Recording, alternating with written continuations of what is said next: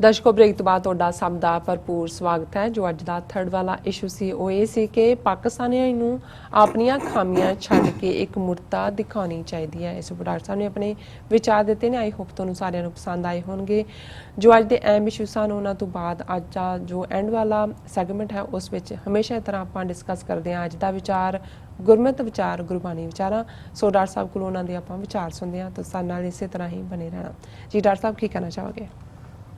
देखो एक बार मेरे एक बहुत प्यारे वीर ये विचार चर्चा करके पूछण लगे जी कि जदों रूहानी दुनिया वाले बार बार ये कहते ने जां अपने धर्म ग्रंथां नूं कोट करते ने, वो कुरान मजीद होए, गुरु ग्रंथ साहिब होए जां गीता जां बाइबल जी, तो यही कहते ने कि जी लालच तो बचो, जीवन दे विच दौलत नूं गुजरान समझो। दौलत सिर्फ जिहदे नाल तुहाडा गुजर चंगा होए। और कहंदे जी मन लई गल, पर कदों असीं ये समझीए कि हुण गल गुजरान दी नहीं है, गुजरान और लोड़ दे विच की फर्क है जी। वो कहण लगे जी एक है बंदा ਉਹਦਾ सादा रहना चाहुंदा है, वो दो रोटियां खांदा है, बच्चे ਉਹਦੇ सरकारी स्कूल च पढ़दे ने, ਉਹ ਉਹਨਾਂ ਕੀ ਚਾਹੁੰਦਾ ਉਹਦੀ ਲੋੜ ਹੁੰਦੀ ਹੈ, ਉਹ ਉਹਦੀ ਲੋੜ ਹੈ ਜੀ। ਇੱਕ ਜਿਹੜਾ ਜੇ ਅਸੀਂ ਬੱਚੇ ਪੜਾਉਣੇ ਨੇ, ਚੰਗੇ ਸਕੂਲਾਂ 'ਚ ਵੀ ਪੜਾਉਣੇ ਨੇ, ਉਹਨਾਂ ਨੂੰ ਚੰਗੇ ਕੱਪੜੇ, ਚੰਗਾ ਰਹਿਣਾ ਵੀ ਚੰਗੇ ਘਰ 'ਚ ਹੈ, ਦੂਜਾ ਤੇ ਫਿਰ ਸਾਡੀਆਂ ਲੋੜਾਂ ਵੱਧ ਨੇ। ਹੁਣ ਉਹਨਾਂ ਨੂੰ ਅਸੀਂ ਕਿਵੇਂ ਕਵਾਂਗੇ ਵੀ ਕਿਹੜੀ ਚੀਜ਼ ਦੇ ਨਾਲ ਸਾਡਾ ਦੌਲਤ ਗੁਜ਼ਰਾਨ ਹੈ ਤੇ ਕਿੱਥੇ ਕਹੀਏ ਕਿ ਵੀ ਇਹ ਲਾਲਚ ਹੈ ਜੀ। ਤੇ ਮੈਂ ਉਹਨਾਂ ਨੂੰ ਕਿਹਾ ਜੀ ਵੀ ਇਹ ਗੁਰੂ ਨਾਨਕ ਸਾਹਿਬ ਦਾ ਜਦੋਂ ਤੁਸੀਂ ਇਹ ਸ਼ਬਦ ਪੜ੍ਹਦੇ ਹੋ ਤਾਂ ਤੁਹਾਨੂੰ ਇਸ ਗੱਲ ਦੀ ਸਮਝ ਆ ਜਾਣੀ ਚਾਹੀਦੀ ਹੈ ਕਿ ਕਦੋਂ ਦੌਲਤ ਤੁਹਾਡੀ ਲੋੜ ਹੈ ਜੀ ਤੇ ਕਦੋਂ ਦੌਲਤ ਤੁਹਾਡੀ ਗਰੀਡ ਹੈ ਜਾਂ ਲਾਲਚ ਹੈ। ਬਿਲਕੁਲ। ਮੈਂ ਕਿ ਗੁਰੂ ਸਾਹਿਬ ਦਾ ਇਹ ਸ਼ਬਦ ਹੈ, ਮੋਤੀ ਤਾਂ ਮੰਦਰ ਉਸਰੈ, ਰਤਨੀ ਤਾਂ ਹੋਏ ਜੜਾਓ, ਕਸਤੂਰ ਕੁੰਗੂ ਅਗਰ ਚੰਦਨ ਲੀਪ ਆਵੈ ਚਾਓ, ਮਤ ਦੇਖ ਭੂਲਾ ਵਿਸਰੈ ਤੇਰਾ ਚਿਤ ਨਾ ਆਵੇ ਨਾ। ਸੋ ਗੁਰੂ ਸਾਹਿਬ ਕਹਿੰਦੇ ਨੇ ਕਿ ਮੋਤੀਆਂ ਦੇ ਘਰ ਬਣਾਓ। ਮੰਦਰ ਪੁਰਾਤਨ ਪੰਜਾਬੀ ਚ ਘਰ ਨੂੰ ਕਹਿੰਦੇ ਸੀ, ਪਰਲਸ ਦੇ, ਸੁੱਚੇ ਮੋਤੀਆਂ ਦੇ। ਤੁਹਾਡੇ ਘਰ ਇੱਟਾਂ ਗਾਰੇ ਦੇ ਨਹੀਂ ਹੋਣੇ ਚਾਹੀਦੇ, ਮੋਤੀਆਂ ਦੇ ਹੋਣੇ ਚਾਹੀਦੇ। ਮੋਤੀ ਤਾਂ ਮੰਦਰ ਉਸਰੇ, ਰਤਨੀ ਤਾਂ ਹੋਏ। ਇੰਨਾ ਸੋਹਣਾ ਤੁਹਾਡਾ ਘਰ ਹੋਏ ਮੋਤੀਆਂ ਦਾ ਬਣਿਆ ਹੋਇਆ ਕਿ ਉਹਦੇ ਚ ਰਤਨ ਜੂਲ ਜਿਹੜੇ ਨੇ ਉਹ ਜੜੇ ਹੋਣ। ਕਸਤੂਰ ਕੁੰਗੂ ਅਗਰ ਚੰਦਨ, ਇਹ ਹੁਣ ਸਾਰੀਆਂ ਹੀ ਚੀਜ਼ਾਂ ਖੁਸ਼ਬੂ ਦੇਣ ਵਾਲੀਆਂ ਨੇ। ਕਸਤੂਰੀ ਵੀ, ਕੇਸਰ ਵੀ, ਅਗਰਬੱਤੀ ਵੀ, ਔਰ ਚੰਦਨ ਜਿਹੜੀ ਇੱਕ ਇੰਨਿਕ ਸਟ੍ਰਿਪ ਜਿਹੜੀ ਹੈ ਉਹ ਕਿੰਨੇ ਡਾਲਰ ਦੀ ਹੁੰਦੀ। ਗੁਰੂ ਸਾਹਿਬ ਕਹਿੰਦੇ ਨੇ ਵੀ ਉੱਥੇ ਤੁਸੀਂ ਲੇਪ ਪੋਚ ਜਿਹੜਾ ਹੈ ਉਹ ਕਿਸੇ ਹੋਰ ਰੰਗ ਦਾ ਨਾ ਕਰੋ, ਇਹਨਾਂ ਚੀਜ਼ਾਂ ਦਾ ਹੀ, ਕਸਤੂਰ ਕੁੰਗੂ ਅਗਰ ਚੰਦਨ ਲੀਪ ਆਵੇ ਚਾਓ, ਉਹ ਇਸ ਦਾ ਹੀ ਤੁਸੀਂ ਲੇਪ ਕਰੋ। ਪਰ ਇੱਕ ਗੱਲ ਦਾ ਧਿਆਨ ਰੱਖੋ ਕਿ ਮੋਤੀਆਂ ਦੇ ਬਣੇ ਘਰ 'ਚ ਜਿਹਦੇ 'ਚ ਜਿਊਲ ਜੜੇ ਹੋਏ ਨੇ, ਕਸਤੂਰ ਕੰਗੂ ਔਰ ਚੰਦਨ ਦਾ ਲੇਪ ਹੈ, ਮਤ ਦੇਖ ਭੂਲਾ ਵਿਸਰੈ ਤੇਰਾ ਚਿਤ ਨਾ ਆਵੇ ਨਾ। ਕਿ ਜਦੋਂ ਜੇ ਉਸ ਮੋਤੀਆਂ ਦੇ ਘਰ 'ਚ ਬੈਠ ਕੇ ਰੱਬ ਭੁੱਲਣ ਲੱਗ ਗਿਆ ਤੇ ਫਿਰ ਉਹਨੂੰ ਲੱਤ ਮਾਰ ਕੇ ਬਾਹਰ ਨਿਕਲ ਆਓ ਤਾਂ ਉਹਨੂੰ ਕਹੋ ਕਿ ਭਲੀ ਸੁਹਾਵੀ ਛਾਪਰੀ ਜਾਂ ਮੈਂ ਗੁਣ ਗਾਏ, ਕਿਤ ਹੀ ਕਾਜ ਨਾ ਧੌਲ ਹਰ ਜਿਤ ਹਰ ਬਿਸਰਾਏ। ਕਿ ਮੈਨੂੰ ਉਹ ਛਪਰੀ ਚੰਗੀ ਹੈ, ਉਹ ਕੱਖਾਂ ਦੀ ਕੁੱਲੀ ਚੰਗੀ ਹੈ, ਭਲੀ ਸੁਹਾਵੀ ਛਾਪਰੀ ਜਾਂ ਮੈਂ ਗੁਣ ਗਾਏ, ਜਿਹਦੇ ਥੱਲੇ ਬੈਠ ਕੇ ਰੱਬ ਯਾਦ ਆਏ। ਕਿਤ ਹੀ ਕਾਜ ਨਾ ਧੌਲ ਹਰ ਜਿਤ, ਉਸ ਮਹਿਲ ਨੂੰ ਫੂਕਣਾ ਜਿਹਦੇ ਥੱਲੇ ਬੈਠ ਕੇ ਤੁਹਾਨੂੰ ਰੱਬ ਭੁੱਲ ਜਾਏ। ਸੋ ਜਦੋਂ ਅਸੀਂ ਦੌਲਤ ਗੁਜ਼ਰਾਨ ਦੀ ਗੱਲ ਕਰਦੇ ਹਾਂ ਤੇ ਫਿਰ ਕਾਨਸੈਪਟ ਇਹ ਠੀਕ ਹੈ, ਖਾਣ ਲਈ ਰੋਟੀ ਚਾਹੀਦੀ ਹੈ, ਪਾਉਣ ਲਈ ਕੱਪੜੇ ਚਾਹੀਦੇ ਨੇ, ਭਾਈਚਾਰੇ 'ਚ ਵਰਤਣ ਲਈ ਧਨ ਚਾਹੀਦਾ, ਦੂਜਾ ਪਰ ਜੇ ਤੁਹਾਡਾ ਫੇਥ ਹੈ ਗੁਜ਼ਰ ਜੋਗੀ ਦੌਲਤ ਆ ਜਾਂਦੀ ਹੈ, ਰੱਬ ਦੇ ਦਿੰਦਾ ਹੈ। ਉਹ ਜਿਵੇਂ ਮੈਂ ਅਕਸਰ ਅਸ਼ਫਾਕ ਅਹਿਮਦ ਜਿਹੜੇ ਪਾਕਿਸਤਾਨ ਦੇ ਬਹੁਤ ਹੀ ਹਸੀਨ ਫਿਲਾਸਫਰ ਹੋਏ ਨੇ ਰੂਹਾਨੀ ਦੁਨੀਆ ਦੇ, ਉਹਨਾਂ ਦਾ ਇਹ ਅਕਸਰ ਕਹਿਣਾ ਸੀ। ਉਹ ਕਹਿੰਦੇ ਸੀ ਜੀ ਤੁਹਾਨੂੰ ਕਿਸੇ ਨੂੰ ਪੁੱਛੋ, ਕਹਿੰਦੇ ਜੀ ਮੈਂ ਹੁਣ ਕੀ ਕਰਾਂ ਜੀ, ਭੱਜ ਦੌੜ ਕਰ ਰਿਹਾ, ਰੋਟੀ ਪਾਪੀ ਪੇਟ ਦਾ ਮਾਮਲਾ। ਉਹ ਕਹਿੰਦੇ ਉਹ ਤੈਨੂੰ ਕਿਹਨੇ ਕਿਹਾ ਤੂੰ ਪੇਟ ਦਾ ਫਿਕਰ ਕਰ ਰਿਹਾ, ਰਾਜ਼ਕ ਤਾਂ ਰੱਬ ਹੈ। ਇਹ ਜ਼ਿੰਮਾ ਰੱਬ ਨੇ ਜਿਸ ਦਿਨ, ਔਰ ਜਦੋਂ ਮੈਂ ਉਹਨਾਂ ਦੀ ਗੱਲ ਸੁਣੀ ਮੈਂ ਕਿਹਾ ਵੀ ਇਹ ਤਾਂ ਗੁਰੂ ਸਾਹਿਬ ਨੇ ਫਰਮਾਇਆ ਕਿ ਸਿਰ ਸਿਰ ਰਿਜਕ ਸੰਭਾਹੇ ਠਾਕੁਰ, ਕਾਹੇ ਮਨ ਭਉ ਕਰਿਆ, ਉਡੈ ਊਡ ਆਵੇ ਸਹਿ ਕੋਸਾਂ ਤਿਸ ਪਾਛੈ ਬਚਰੇ ਛਰਿਆ। ਤਿੰਨ ਕਵਣ ਖਿਲਾਵੈ ਕਵਣ ਚੁਗਾਵੈ ਮਨ ਮੈਂ। ਮਾਈਗ੍ਰੇਟਰੀ ਬਰਡਸ ਸਾਈਬੇਰੀਆ ਤੋਂ ਉੱਠਦੇ ਨੇ, ਉੱਥੇ ਆ ਕੇ ਹਰੀਕੇ ਪੱਤਣ, ਉੱਥੋਂ ਤੱਕ ਹਜ਼ਾਰਾਂ ਮੀਲ, ਔਰ ਜਦੋਂ ਵਾਪਸ ਸਾਰੇ ਹੀ ਕਿੰਨੀਆਂ ਕੂੰਜਾਂ ਹੁੰਦੀਆਂ, ਜਦੋਂ ਵਾਪਸ ਜਾਂਦੇ ਨੇ ਉਹ ਆਪਣੇ ਬੱਚਿਆਂ ਨੂੰ ਪਛਾਣਦੀਆਂ ਨੇ ਸਾਰੇ ਉਹ, ਔਰ ਉਹਨਾਂ ਦਾ ਰਿਜ਼ਕ ਵੀ ਰੱਬ ਨੇ ਰੱਖਿਆ ਹੋਇਆ।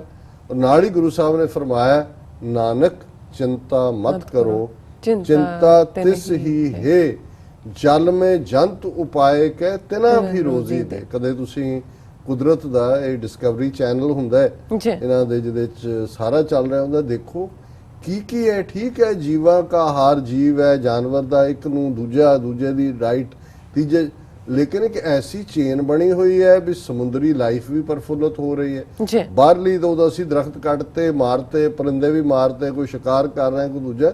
ਕੁਦਰਤ ਨੇ ਤਾਂ ਆਪਣਾ ਇੱਕ ਸਿਸਟਮ ਬਣਾਇਆ ਹੋਇਆ, ਜਿਹੜਾ ਸਿਸਟਮ ਤੋਂ ਆਊਟ ਹੁੰਦਾ ਉਹ ਬਾਉਂਸ ਆਊਟ ਹੋ ਜਾਂਦਾ, ਨਵੇਂ ਆ ਜਾਂਦੇ ਨੇ, ਤੁਰ ਪੈਂਦੇ। ਸੋ ਅੱਜ ਜਦੋਂ ਮੈਂ ਇਹ ਸ਼ਬਦ ਆਸਾ ਰਾਗ ਦਾ ਪੰਜਵੇਂ ਪਾਤਸ਼ਾਹ ਦਾ ਪੜ੍ਹ ਰਿਹਾ ਸੀ, ਤੇ ਇਸ ਸਾਰੇ ਚੋਂ ਸ਼ਬਦ ਬੜਾ ਛੋਟਾ ਹੈ, ਪਰ ਹੈ ਇਹੀ ਲੜਾਈ ਹੈ, ਜਿਹੜੀ ਜ਼ਿਹਨ ਦੀ ਲੜਾਈ ਹੈ। ਇੱਕ ਪਾਸੇ ਦੌਲਤ ਦੇ ਅੰਬਾਰ ਨੇ, ਜਿਹਦੇ ਚ ਮਨੁੱਖੀ ਮਨ ਦੀ ਉਹ ਗਰੀਡ ਜਿਹੜੀ ਜਨਮ ਦੇ ਨਾਲ ਹੀ ਸ਼ੁਰੂ ਹੋ ਗਈ ਸੀ, ਔਰ ਉਹ ਜਨਮ ਉਦੋਂ ਹੀ ਹੈ, ਲਿਵ ਛੁੜਕੀ ਲੱਗੀ ਤ੍ਰਿਸ਼ਨਾ ਮਾਇਆ ਅਮਰ ਵਰਤਾਇਆ। ਹੁਕਮ, ਅਮਰ ਲਫ਼ਜ਼ ਅਰਬੀ ਦਾ ਹੈ, ਜਿਸ ਦਾ ਮਤਲਬ ਹੈ ਹੁਕਮ, ਔਰ ਇਹ ਮਤਲਬ ਮੈਨੂੰ ਕਿਸੇ ਹੋਰ ਨੇ ਨਹੀਂ ਸਮਝਾਇਆ। ਅਫਜ਼ਲ ਹੈਦਰ ਜਿਹੜੇ ਪਾਕਿਸਤਾਨ ਦੇ ਲਾਅ ਮਿਨਿਸਟਰ ਰਹੇ ਸ਼ਰਫ ਦੀ ਕੈਬਨਿਟ ਵੇਲੇ, ਔਰ ਸ਼ਰੀਅਤ ਕੋਰਟ ਦੇ ਵੀ ਸਨ, ਅਮਰੀਕਾ ਆਏ, ਹਫਤਾ 2 ਹਫ਼ਤੇ ਉਹਨਾਂ ਦੇ ਨਾਲ ਮਿਲਣ ਦਾ ਸਬਬ ਰਿਹਾ, ਤੇ ਉਹਨਾਂ ਨੇ ਮੈਨੂੰ ਪੁੱਛਿਆ ਕਿ ਜੀ ਅਮਰਜੀਤ ਦਾ ਮਤਲਬ ਕੀ ਹੈ। ਮੈਂ ਕਿਹਾ ਜੀ ਇਹ ਮਰਨਾ, ਮਰਨ ਨੂੰ ਕਹਿੰਦੇ ਨੇ, ਅਮਰ ਜਿਹੜਾ ਨਾ ਮਰੇ, ਵੀ ਰੱਬ ਦੇ ਨਾਲ ਜਿਹੜਾ ਜੁੜਿਆ ਹੋਇਆ, ਅਮਰ ਤਾਂ ਰੱਬ ਹੀ ਹੈ, ਬਾਕੀ ਤਾਂ ਹਰ ਚੀਜ਼ ਮਰਦੇ ਨੇ, ਪਰ ਜਿਹੜਾ ਰੱਬ ਨਾਲ ਜੁੜਿਆ ਉਹਨੂੰ ਵਿਕਟਰੀ ਮਿਲਦੀ ਹੈ। ਕਹਿੰਦੇ ਨਹੀਂ, ਤੁਹਾਡਾ ਅਰਥ ਵੀ ਠੀਕ ਹੈ, ਪਰ ਇਹ ਅਮਰ ਜਿਹੜਾ ਲਫ਼ਜ਼ ਹੈ ਇਹ ਅਰਬੀ ਚੋਂ ਆਇਆ, ਜਿਹਦਾ ਮਤਲਬ ਹੁਕਮ ਹੈ। ਔਰ ਜਿਉਂ ਹੀ ਉਹਨਾਂ ਨੇ ਕਿਹਾ, ਇੱਕਦਮ ਆਨੰਦ ਸਾਹਿਬ ਦਾ ਇਹ ਮੇਰੇ ਮਨ ਚ ਆਇਆ ਕਿ ਵੀ ਗੁਰੂ ਸਾਹਿਬ ਨੇ ਵੀ ਇਹ ਲਫ਼ਜ਼ ਇਸਤੇਮਾਲ ਕੀਤਾ। ਜਦੋਂ ਉਹਨਾਂ ਨੇ ਕਿਹਾ ਕਿ ਬੱਚਾ ਮਾਂ ਦੀ ਕੁੱਖ ਦੇ ਵਿੱਚ ਹੈ ਔਰ ਉਹ ਰੱਬ ਨਾਲ ਜੁੜਿਆ ਹੋਇਆ, ਪਰ ਜਿਉਂ ਹੀ ਉਹਦਾ ਜਨਮ ਹੁੰਦਾ, ਲਿਵ ਛੁੜਕੀ, ਉਹਦੀ ਲੱਗੀ ਤ੍ਰਿਸ਼ਨਾ, ਡਿਜ਼ਾਇਰਸ ਆ ਗਈਆਂ, ਮਾਇਆ ਅਮਰ ਵਰਤਾਇਆ, ਮਾਇਆ ਦਾ ਹੁਕਮ ਸ਼ੁਰੂ ਹੋ ਗਿਆ। ਜਿਸ ਦੁਨੀਆ 'ਚ ਆ ਗਿਆ ਉਹਦੇ 'ਚ ਫਿਰ ਇਹ ਮੇਰਾ ਖਿਡੌਣਾ ਹੈ, ਤੁਹਾਡਾ ਖਿਡੌਣਾ, ਮੈਂ ਨਹਾਣਾ ਹੈ, ਤੁਸੀਂ ਨਾ ਨਹਾਓ, ਮੈਂ ਜਾਣਾ ਹੈ, ਮੈਨੂੰ ਗਰਮੀ ਲੱਗਦੀ ਹੈ, ਤੁਸੀਂ ਇੱਧਰ ਆਓ, ਉਹ ਸਾਰੇ ਹੁਣ ਉਹ ਹੁਕਮ ਤਾਂ ਉਹੀ ਸੁਣਾ ਰਿਹਾ, ਲੇਕਿਨ ਉਹਦੇ 'ਚ ਕੁਝ ਹੋਰ ਵਰਤ ਰਿਹਾ ਹੈ, ਮਾਇਆ ਅਮਰ ਵਰਤਾਇਆ। ਸੋ ਜੰਗ ਤਾਂ ਸ਼ੁਰੂ ਹੋ ਜਾਂਦੀ ਹੈ ਨਾਲ ਦੀ ਨਾਲ ਹੀ। ਔਰ ਇੱਕ ਪਾਸੇ ਜਿੱਥੇ ਮਾਇਆ ਦਾ ਹੁਕਮ ਚੱਲਦਾ ਹੈ, ਉੱਥੇ ਹੈ ਕਿ ਸਹਿਜ ਖਟੇ ਲੱਖ ਕੋ ਉੱਠਤਾ ਆਵੇ, ਤ੍ਰਿਪਤ ਨਾ ਆਵੇ, ਮਾਇਆ ਪਾਛੇ ਪਾਵੇ। ਕਿ ਜਿਹਦੇ ਕੋਲ 1000 ਹੈ ਉਸ ਦੀ ਦੌੜ ਲੱਖ ਲਈ ਹੈ, ਔਰ ਕਿਤੇ ਵੀ ਇਸ ਦੁਨੀਆ ਦੇ ਵਿੱਚ ਕਦੇ ਕੋਈ ਰੱਜਿਆ ਤਾਂ ਹੈ ਨਹੀਂ, ਬਿਲਕੁਲ ਨੋ ਡਾਊਟ। ਔਰ ਜ਼ਾਹਰ ਹੈ ਗੁਰੂ ਸਾਹਿਬ ਨੇ ਇਹ ਵੀ ਯਾਦ ਕਰਵਾਇਆ ਕਿ ਭਾਈ ਸੁਖ ਨਾਹੀਂ ਬਹੁਤਾ ਧਨ ਖਾਟੇ। ਜੇ ਕੋਈ ਇਹ ਸਮਝੇ ਕਿ ਧਨ ਦੇ ਖੱਟਣ ਦੇ ਨਾਲ ਸੁਖ ਮਿਲਦਾ ਤੇ ਇਹ ਵੀ ਨਹੀਂ ਹੈ। ਔਰ ਇਹ ਵੀ ਯਾਦ ਰਹੇ ਕਿ ਬਿਨਾਂ ਸੰਤੋਖ ਨਹੀਂ ਕੋ ਰੱਜ। ਜੇ ਕੋਈ ਰੱਜਿਆ ਤੇ ਸੰਤੋਖ ਨਾਲ, ਕੰਟੈਂਪਲੇਸ਼ਨ ਨਾਲ, ਜਿਹੜਾ ਕੰਟੈਂਸ਼ਨ ਨਾਲ ਕਿ ਵੀ ਮੈਂ ਬਸ ਮੇਰੀ ਇਹੀ ਲੋੜ ਹੈ, ਮੈਨੂੰ ਹੋਰ ਨਹੀਂ ਕੁਝ ਵੀ ਚਾਹੀਦਾ। ਔਰ ਉਹ ਰੱਜੇ ਹੋਰ ਕਿਸਮ ਦੇ ਹੁੰਦੇ ਨੇ, ਜਿਵੇਂ ਅਲੈਗਜ਼ੈਂਡਰ ਨਾਲ ਜੁੜੀ ਇੱਕ ਘਟਨਾ ਸਾਡੇ ਉਸ ਖਿੱਤੇ ਦੀ ਸੁਣਾਈ ਜਾਂਦੀ ਹੈ। ਸਿਕੰਦਰ ਜਿਹੜਾ ਆਇਆ ਜੇਲਮ, ਉਹਨੇ ਰਾਜਾ ਪੋਰਸ ਨੂੰ ਕਰਕੇ ਬਿਆਸ ਤੱਕ ਆ ਗਿਆ, ਪੰਜਾਬ ਦਾ ਹੀ ਸੀ। ਉਹਨੂੰ ਪਤਾ ਲੱਗਾ ਵੀ ਕਿਉਂਕਿ ਬਿਆਸ ਦੇ ਕੰਢੇ ਫਿਰ ਉੱਤੋਂ ਬਿਆਸ ਨਿਕਲ ਕੇ ਆਂਦਾ ਹੈ, ਹਿਮਾਚਲ ਪਹਾੜ ਨੇ, ਔਰ ਉਹ ਇੱਕ ਦਿਨ ਨਿਕਲਿਆ, ਉਹਨੂੰ ਇਹ ਪਤਾ ਲੱਗਾ ਕਿ ਵੀ ਇਸ ਇਲਾਕੇ ਦੇ ਵਿੱਚ ਇੱਕ ਬਹੁਤ ਵੱਡਾ ਫਕੀਰ ਹੈ, ਨੰਗ ਧੜੰਗਾ ਜਿਹਾ, ਔਰ ਪਰ ਉਹ ਬੜਾ ਗੈਬੀ, ਔਰ ਉਹਦੇ ਖਾਬ ਤਾਂ ਇਹੀ ਸੀ ਅਲੈਗਜ਼ੈਂਡਰ ਦਾ, ਪ੍ਰਣ ਵੀ ਉਹਦਾ ਇਹੀ ਸੀ ਕਿ ਮੈਂ ਸਾਰੀ ਦੁਨੀਆ ਫਤਿਹ ਕਰਨੀ ਹੈ, ਦੁਨੀਆ ਫਤਿਹ ਕਰਨ ਹੀ ਨਿਕਲਿਆ ਸੀ। ਉਹਨੇ ਕਿਹਾ ਵੀ ਫਕੀਰ ਹੈ, ਇਹ ਜਿੰਨੇ ਗ੍ਰੀਕ ਸੀ ਇਹਨਾਂ ਦਾ ਹੁਣ ਉਹਦਾ ਆਪਣਾ ਗੁਰੂ ਵੀ ਅਰਸਤੂ ਔਰ ਅਰਿਸਟੋਟਲ ਜਿਹਨੂੰ ਕਹਿੰਦੇ ਨੇ, ਸੋ ਫਿਲਾਸਫੀ 'ਚ ਵੀ ਯਕੀਨ ਰੱਖਦੇ ਸੀ, ਗੈਬੀ ਤਾਕਤਾਂ 'ਚ ਵੀ ਸੀ। ਉਹਨੂੰ ਕਿਹਾ ਵੀ ਸ਼ਾਇਦ ਮੈਨੂੰ ਕੋਈ ਜਿਹੜਾ ਆਸ਼ੀਰਵਾਦ ਦੇ ਦੇ ਵੀ ਜਿਹੜੀ ਦੁਨੀਆ ਰਹਿ ਗਈ ਮੈਂ ਫਤਿਹ ਕਰ ਲਾਂ। ਉਹ ਜ਼ਖਮੀ ਵੀ ਹੋ ਗਿਆ ਸੀ ਉੱਥੇ ਜੇਲਮ ਦੀ ਲੜਾਈ 'ਚ, ਔਰ ਉਹ ਗਿਆ ਸਵੇਰੇ ਸਵੇਰੇ ਜਿਹੜਾ ਸਰਦੀਆਂ ਦੇ ਦਿਨ, ਔਰ ਧੁੱਪ ਜੇ ਨਿਕਲੀ ਸੀ, ਤੇ ਉਹ ਨੰਗ ਧੜੰਗਾ ਫਕੀਰ ਇੱਕ ਪੱਥਰ ਦੇ ਉੱਤੇ ਬੈਠਾ, ਤੇ ਉਹ ਤੋਂ ਦੁਪਾਸ਼ੀਆ ਜਿਹੜਾ ਇੰਟਰਪ੍ਰੀਟਰ ਸੀ ਉਹਨੂੰ ਨਾਲ ਲੈ ਗਿਆ, ਉਹਦੇ ਕੋਲ ਜਾ ਕੇ ਖਲੋ ਗਿਆ, ਔਰ ਉਹਨੂੰ ਦੁਪਾਸ਼ੀਆ ਕਹਿੰਦਾ ਵੀ ਤੇਰੇ ਸਾਹਮਣੇ ਫਕੀਰ ਨੂੰ ਕਹਿੰਦਾ ਹੈ ਕਿ ਵੀ ਉਹ ਦੁਨੀਆ ਦਾ ਬੰਦਾ ਖੜਾ ਜਿਹਨੇ ਅੱਧੀ ਦੁਨੀਆ ਫਤਿਹ ਕਰ ਲਈ ਹੈ ਜੀ ਔਰ ਉਹ ਤੈਨੂੰ ਮਿਲਣ ਆਇਆ। ਉਹ ਚੁੱਪ ਕਰਕੇ ਬੈਠਾ ਰਿਹਾ। ਫਿਰ ਉਹਨੇ ਉਹਨੂੰ ਕਿਹਾ ਕਿ ਜੀ, ਫਿਰ ਉਹਨੇ ਉਹਨੂੰ ਕਿਹਾ ਕਿ ਵੀ ਇਹ ਕਹਿ ਰਿਹਾ ਇਹਨਾਂ ਬਹਾਦਰ ਆਦਮੀ ਔਰ ਜੇਤੂ ਆਦਮੀ ਕਿ ਕੁਝ ਵੀ ਮੰਗ ਇਹਦੇ ਤੋਂ ਜੀ ਔਰ ਇਹ ਦੇਗਾ। ਉਹ ਕਹਿੰਦਾ ਕਿ ਵੀ ਉਹਨੂੰ ਪੁੱਛਦਾ, ਕਹਿੰਦਾ ਦੇਗਾ, ਕਹਿੰਦਾ ਇਸ ਮਹਾਨ ਆਦਮੀ ਨੂੰ ਕਹਿ ਵੀ ਇੱਥੋਂ ਪਾਸੇ ਹੋ ਜਾ, ਇਹ ਜਿਹੜੀ ਰੱਬ ਦੀ ਦਿੱਤੀ ਧੁੱਪ ਆ ਰਹੀ ਹੈ ਮੇਰੇ ਦਾ ਕਿ ਇਹ ਵਿਚਕਾਰ ਇਹਨੇ ਰੋਕੀ ਹੋਈ ਹੈ।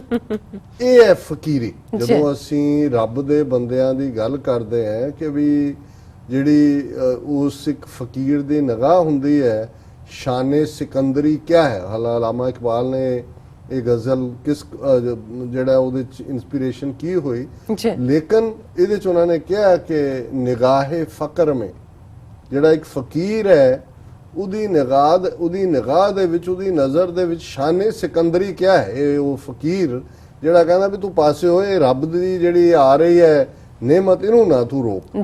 ਹੁਣ ਇੱਕ ਪਾਸੇ ਇਹ ਸੋਚ ਹੈ ਤੇ ਦੂਸਰੇ ਪਾਸੇ ਇਹ ਹੈ ਕਿ ਭਾਈ ਮੈਂ ਇਹਦਾ ਵੀ ਖਾ ਜਾ, ਉਹਦਾ ਵੀ ਖਾ ਜਾ। ਔਰ ਸ਼ਬਦ ਵੱਲ ਅਸੀਂ ਵਧੀਏ, ਗੱਲ ਉਹਦਾ ਭਾਵ ਅਸੀਂ ਵਿਚਾਰ ਲਿਆ। ਆਸਾ ਮਹੱਲਾ ਪੰਜਵਾਂ। ਹਰ ਜਨ ਲੀਨੇ ਪ੍ਰਭੂ ਛਡਾਏ, ਪ੍ਰੀਤਮ ਸਿਉ ਮੇਰੋ ਮਨ ਮਾਨਿਆ, ਤਾਪ ਮੁਆ ਬਿਖ ਖਾਏ। ਰਹਾਓ ਦੀ ਤੁਕ ਸੈਂਟਰਲ ਹੁੰਦੀ ਹੈ ਕਿ ਵੀ ਮੈਨੂੰ ਤਾਂ ਮਾਇਆ ਦਾ ਜ਼ਹਿਰ ਨਿਗਲ ਰਿਹਾ ਸੀ, ਬੁਖਾਰ ਚੜਦਾ ਸੀ ਮਾਇਆ ਦਾ ਹੀ। ਔਰ ਬੁਖਾਰ ਵੀ ਮਲੇਰੀਆ ਜਿਹੜਾ ਕੰਬ ਕੇ ਚੜਦਾ ਹੈ, ਕਿਉਂਕਿ ਅਗਲੀ ਤੁਕ ਪਾਲਾ ਤਾਊ ਕਛੂ ਨਾ ਵਿਆਪੇ, ਕਿ ਪਹਿਲਾਂ ਕੰਬਣੀ ਛਿੜਦੇ ਸੀ। ਮਤਲਬ ਇਹ ਹੈ ਵੀ ਦਿਨ ਰਾਤ ਕੋ ਹੋਰ ਖਿਆਲ ਹੀ ਨਹੀਂ ਸੀ। ਪਰ ਹਰ ਜਨ ਲੀਨੇ ਪ੍ਰਭੂ ਛਡਾਏ, ਕਿ ਮੈਂ ਜਦੋਂ ਰੱਬ ਦਾ ਜਨ ਬਣ ਗਿਆ, ਵਾਹਿਗੁਰੂ ਨੇ ਮੈਨੂੰ ਛਡਾ ਲਿਆ। ਪ੍ਰੀਤਮ ਸਿਉ ਮੇਰਾ ਮਨ ਮਾਨਿਆ, ਮੇਰਾ ਆਪਣੇ ਪਿਆਰੇ ਦੇ ਨਾਲ, ਰੱਬ ਦੇ ਨਾਲ ਮੇਰੀ ਮੁਹੱਬਤ ਜੁੜੀ, ਉਸ ਦੇ ਨਾਲ ਮੇਰਾ ਇਸ਼ਕ ਹੋਇਆ। ਤਾਪ ਮੁਆਬਿਕ ਖਾਏ, ਇਹ ਜਿਹੜਾ ਜ਼ਹਿਰ ਸੀ ਮਾਇਆ ਦਾ, ਇਹ ਜਿਹੜਾ ਇਹ ਖਤਮ ਹੋਇਆ। ਪਾਲਾ ਤਾਊ ਕਛੂ ਨਾ ਵਿਆਪੈ, ਰਾਮ ਨਾਮ ਗੁਣ ਗਾਏ, ਡਾਕੀ ਕੋਚਿਤ ਕਛੂ ਨਾ ਲਾਗੇ, ਚਰਨ ਕਮਲ ਸਰਣ ਆਏ। ਕਿ ਹੁਣ ਮੈਨੂੰ ਨਾ ਪਾਲਾ ਲੱਗਦਾ ਹੈ, ਨਾ ਕੋਈ ਤਾਪ ਚੜਦਾ, ਮੈਂ ਉਸ ਵਾਹਿਗੁਰੂ ਦੇ ਗੁਣਾਂ ਨੂੰ ਹਮੇਸ਼ਾ ਗਾਉਂਦਾ। ਤੇ ਇਹ ਮਾਇਆ ਡਾਕਣੀ, ਇੱਕ ਡਾਕੂ ਹੁੰਦਾ, ਡਾਕੂ ਦੀ ਘਰ ਵਾਲੀ, ਉਸ ਨੂੰ ਗੁਰੂ ਸਾਹਿਬ ਨੇ ਡਾਕੀ ਕਿਹਾ। ਡਾਕੀ ਕੋਚਿਤ ਕਛੂ ਨਾ ਲਾਗੇ, ਜਿਹੜੀ ਉਹਨੂੰ ਮਾਇਆ ਨੂੰ ਲੱਗਦਾ ਵੀ ਇਹ ਤਾਂ ਮੇਰੇ ਹੱਥੋਂ ਨਿਕਲ ਗਿਆ, ਉਹਨੂੰ ਪਤਾ ਨਹੀਂ ਲੱਗਦਾ ਉਹ ਕੀ ਕਰੇ। ਡਾਕੀ ਕੋਚਿਤ ਕਛੂ ਨਾ ਲਾਗੇ, ਚਰਨ ਕਮਲ ਸਰਣ ਆਏ, ਕਿਉਂਕਿ ਉਹਦਾ ਹੁਣ ਜ਼ੋਰ ਨਹੀਂ ਚੱਲਦਾ। ਮੈਂ ਵਾਹਿਗੁਰੂ ਦੇ ਕਮਲ ਵਰਗੇ ਚਰਨਾਂ ਦੀ ਸ਼ਰਨ ਦੇ ਵਿੱਚ ਆ ਗਿਆ। ਸੰਤ ਪ੍ਰਸਾਦ ਭੈ ਕਿਰਪਾਲਾ, ਹੋਏ ਆਪ ਸਹਾਏ, ਗੁਣ ਨਿਧਾਨ ਨਿਤ ਗਾਵੇ ਨਾਨਕ, ਸਹਿਸਾ ਦੁੱਖ ਮਿਟਾਏ। ਕਿ ਉਸ ਵਾਹਿਗੁਰੂ ਦੀ ਕਿਰਪਾ ਦੇ ਨਾਲ ਜਿਹੜਾ ਕਿ ਕਿਰਪਾਲ ਹੋਇਆ, ਮੇਰ ਦੇ ਘਰ ਦੇ ਵਿੱਚ ਆਇਆ, ਆਪ ਸਹਾਈ ਹੋਇਆ ਵਾਹਿਗੁਰੂ, ਗੁਣ ਨਿਧਾਨ ਨਿਤ ਗਾਵੇ ਨਾਨਕ। ਉਹ ਵਾਹਿਗੁਰੂ ਗੁਣਾਂ ਦਾ ਖਜ਼ਾਨਾ ਹੈ, ਜਿਸ ਨੂੰ ਨਾਨਕ ਕਹਿੰਦੇ ਨੇ ਕਿ ਮੈਂ ਰੋਜ਼ ਜਿਸ ਵਾਹਿਗੁਰੂ ਦੀ, ਜਿਸ ਰੱਬ ਦੀ, ਜਿਸ ਅੱਲਾਹ ਤਾਲਾ ਦੀ ਸਿਫਤ ਸਲਾਹ ਕਰਦਾ, ਸਹਿਸਾ ਦੁੱਖ ਮਿਟਾਏ। ਔਰ ਉਸ ਦੀ ਯਾਦ ਦੇ ਨਾਲ ਜੁੜਿਆ ਸਾਰੇ ਸ਼ੱਕ ਸ਼ੁਬੇ, ਸਾਰੇ ਦੁੱਖ ਦੂਰ ਹੋ ਜਾਂਦੇ ਨੇ। ਇਹ ਅੱਜ ਦਾ ਵਿਚਾਰ ਜੀ। ਡਾਕਟਰ ਸਾਹਿਬ ਤੁਹਾਡਾ ਬਹੁਤ ਬਹੁਤ ਸ਼ੁਕਰੀਆ, ਤੁਸੀਂ ਅੱਜ ਦੇ ਅਹਿਮ ਇਸ਼ੂ ਤੇ ਅੱਜ ਦਾ ਵਿਚਾਰ ਸਾਡੇ ਦਰਸ਼ਕਾਂ ਨਾਲ ਸਾਂਝਾ ਕੀਤਾ। ਇਸ ਆਪਣੀ ਵਿਊਅਰਸ ਕੋਲ ਨੇ ਇਜਾਜ਼ਤ। ਵਿਊਅਰਸ, ਸਾਡੇ ਪ੍ਰੋਗਰਾਮ ਦਾ ਸਮਾਂ ਇੱਥੇ ਸਮਾਪਤ ਹੁੰਦਾ। ਤੁਸੀਂ ਆਪਣੀ ਰਾਏ ਤੇ ਸੁਝਾਅ ਸਾਨੂੰ ਭੇਜਣਾ ਨਾ ਭੁੱਲਣਾ ਸਾਡੇ ਇਸ ਪਤੇ ਤੇ SOS@P4 ਤੇ ਅਸੀਂ ਆਪਣਾ ਪ੍ਰੋਗਰਾਮ ਲੈ ਕੇ ਫਿਰ ਦੁਬਾਰਾ ਤੁਹਾਡੇ ਸਨਮੁਖ ਹੋਵਾਂਗੇ। ਤਦ ਤੱਕ ਲਈ ਮੈਨੂੰ ਤੇ ਆਪਣੇ ਡਾਕਟਰ ਸਾਹਿਬ ਨੂੰ ਆਗਿਆ ਦਿਓ। ਦੇਖਦੇ ਰਹੋ TV84। ਬੁਲਾ ਦਿਓ ਫਤਿਹ। ਵਾਹਿਗੁਰੂ ਜੀ ਕਾ ਖਾਲਸਾ, ਵਾਹਿਗੁਰੂ ਜੀ ਕੀ ਫਤਿਹ।